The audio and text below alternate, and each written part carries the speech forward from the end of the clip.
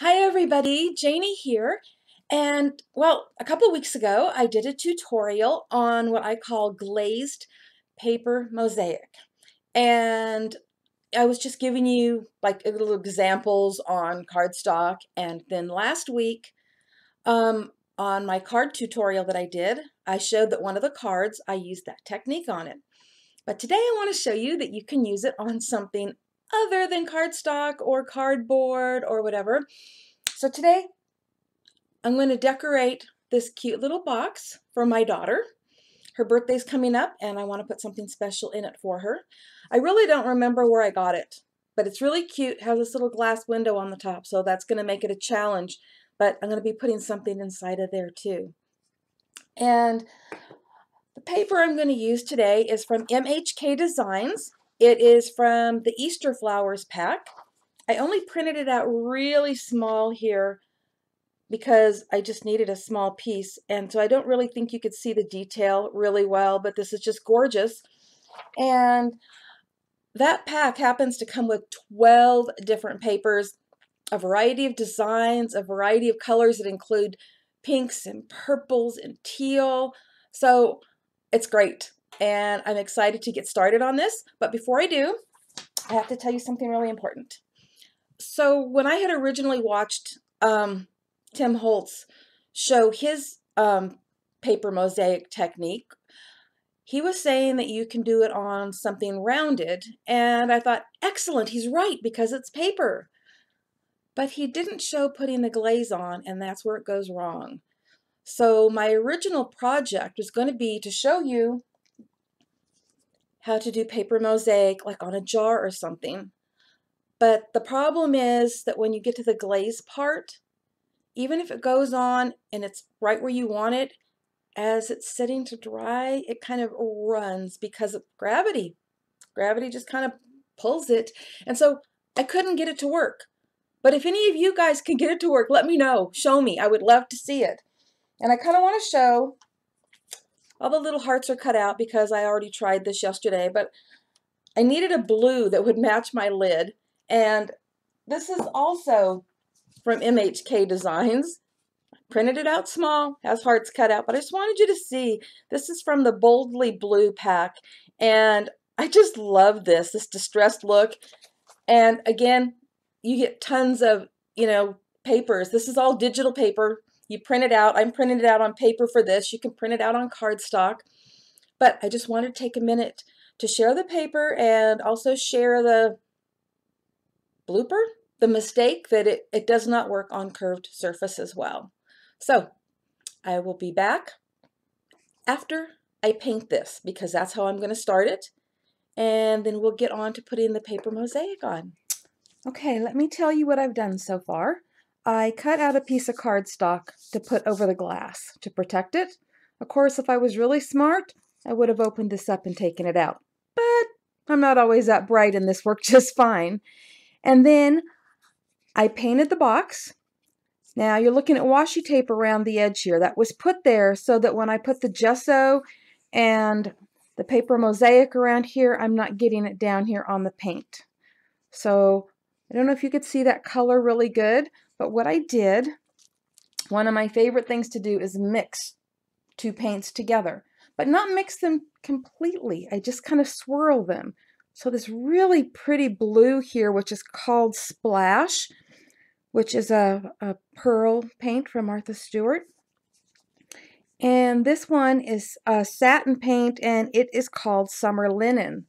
So it was mostly summer linen with some drops of the Splash just kind of swirled in and then painted on. So the effect is almost streaked, but not quite, but it's just not a solid color. Okay, so now I've got the washi tape put on there because it goes on and comes off easy. And the next step is to put on the gesso. So I'm going to get it all shook down to the bottom here. Let's see how this goes. You can use a credit card. You can even use a paintbrush. But I'm using this little spatula tool here. I'll try to stay on camera while I do this.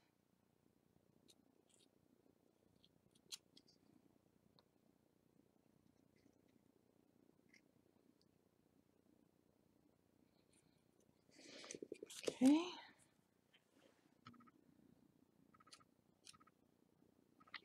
I might just do part of this so that I don't bore you, and then do the rest of it off camera and come right back. But see, I'm just smoothing it on. It doesn't have to be perfectly smooth, because remember, this is supposed to be your grout.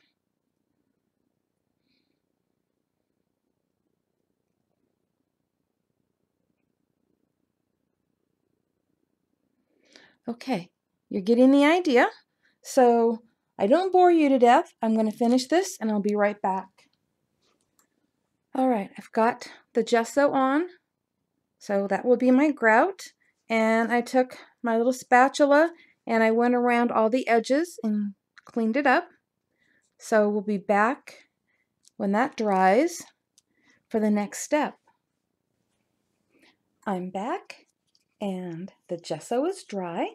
So it's time to get on to step 3, which is using your Mod Podge to apply your pieces of paper. Now, originally I was going to do hearts because here it is. I like the way that the hearts look. But I changed my mind and decided to just do random pieces.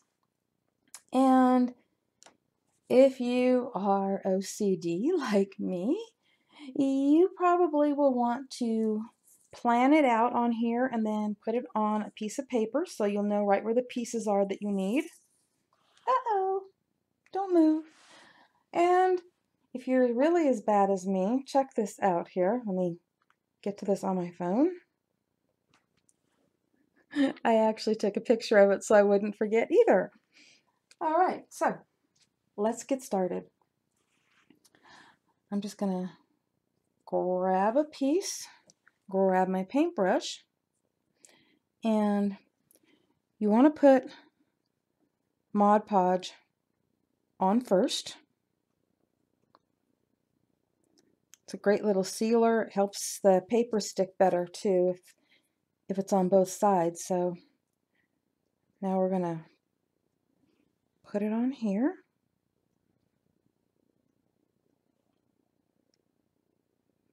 There we go. Okay. I'm actually bringing my phone over so I can look at it. Okay, next piece.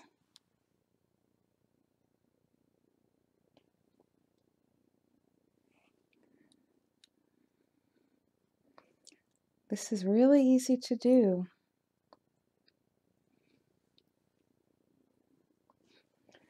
And let's see, look at this one. I'm just going to do a few of them for you, and then I'm going to stop the camera and do it off camera. Because to be honest with you, if it was me, I hate just sitting there watching somebody do the same thing over and over again. So I'll do a couple more. And again, you're just putting the Mod Podge on your paper and making sure that it's also on your gesso or grout, whatever it is you're using.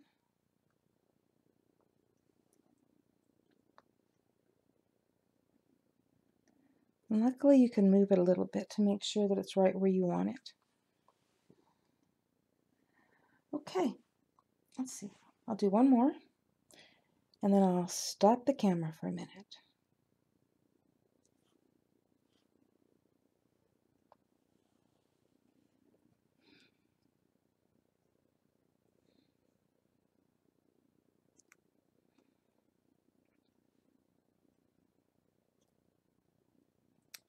Just get where I want you. Okay, so far that's what I have. And I'll be right back when it's finished. Now that all the pieces are in place, you're going to want to put another layer of Mod Podge over it, and I've actually already did that. I kind of did it as I went along, but I'm going to do it again. So you just want to make sure that it's covered well. This is to help it stick, and it also acts as a sealer for this. And honestly, in my opinion, you can never have too much Mod Podge. Okay, now we're going to let that dry, and then we're going to come back and do the third step. The Mod Podge is dry, and now it's time to add the glaze, or actually liquid glass, which is a close to my heart product, and I absolutely love this stuff. Use it on a lot of things, but today we're using it on here to make those little squares of paper or pieces of paper look like they are glazed tiles. So let me make sure that there we go. Sorry, I had to make sure that it was going to come out. So what you do is you outline each piece and then fill it in. And just keep it only on paper.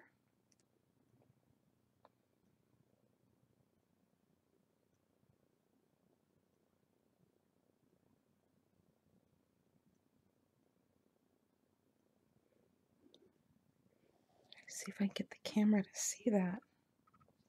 There you go. Isn't that awesome? Okay, I'll do one more.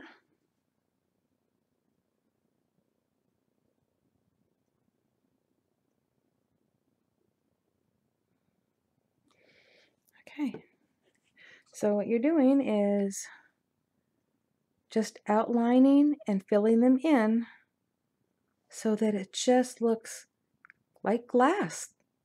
Liquid glass makes it look like glass. Okay, I'm being silly now. I'm going to go finish that off camera, and I will be right back. I got the liquid glass put on each of those pieces of paper. Doesn't that look just absolutely beautiful? Just wait till it's dry. And that's just what we're going to do. We're going to wait till it's dry, and then I will be back with the next step. The glaze is dried. Doesn't that just look beautiful? Like little raised little stones or tiles on there. And I took off the paper that I had there, and I started decorating, so we'll get to that in a minute. But right now, I want to give it a little bit more of a distressed look, and so I'm going to be using my Tim Holtz Distress ink, and I'm using antique linen. A lot of times I like to use vintage photo, but in this case I just really didn't want to go that dark. And because the liquid glass is on there, this won't stick to that. It'll just stick to the lighter areas. I'm not sure if you're going to be able to see the difference on the camera because, like I said, I'm not going dark. I just want it to be a slight difference. I think you might be able to see that over here a little bit. And I might decide to go a little darker.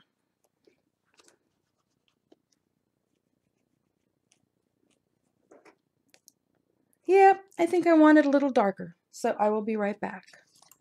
Okay, I have vintage photo here, but I don't want it to go too dark, so I'm going to go very gently here. I'm barely gonna dab it on there. And the reason I don't want it to get too distressed is because of the colors that I'm using.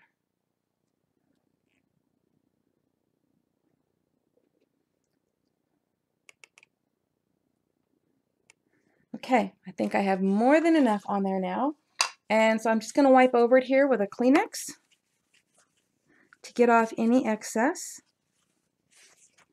Oh yeah, that came out the color that I wanted. Perfect. Okay, there we go.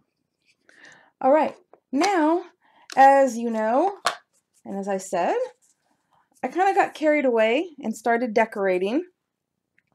And the reason is I got busy last night, and so, you know, I let the glaze sit overnight and then came in and started playing around with what would I want to decorate this with. And before I knew it, I was adding the decorations. So what I did was I attached some lace, and I just used, I think it's called scrappy tape. It's like score tape. And so, you know, you can't see it on here. And then I decided I wanted a little bit more, so I put on the ribbon. And I'm using kind of a cream colored ribbon and a cream colored lace, which is kind of why I didn't want this to be much darker than a cream around there.